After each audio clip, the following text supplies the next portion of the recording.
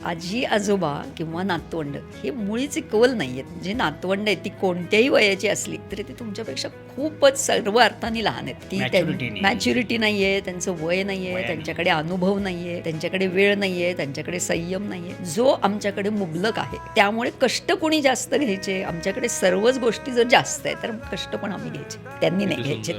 ते घेतील पण त्यांना जेव्हा कळेल, जेव्हा त्याचे फायदे कळतील, जेव्हा त्यांना तितकी मॅच्युरिटी येईल तेव्हा ते करतील. पण ते करतील का, त्याची वाट बघायची का, मग आम्ही एवढं देतोय त्यांच्याकडे काहीच लक्ष नाही, मनात पण नाही आणायचं. आपल्याला गरज आहे त्यामुळे ते कष्ट आपणच करायचे, कारण सगळ्याच मोठ्या गोष्टी आपल्याकडे, जास्ती गोष्टी आपल्याकडे, तर कष्टही आपणच घ्यायचे. आणि कष्ट म्हणलं तर खूप कष्ट आहेत, म्हटलं तर कष्ट काही नाही, आनंदच आहे, खूप आनंद आहे. नातवंडांच्या करता केलेली जी कष्ट आहेत त्याला कष्ट कसं म्हणणार, आम्हाला तर कधीच असं वाटलं नाही. त्यातनं जो निखळ आनंद मिळतो तो फार बहुमूल्य आहे. ते कष्ट कसले काय कष्ट म्हणण्यासारखं उरत नाही काही.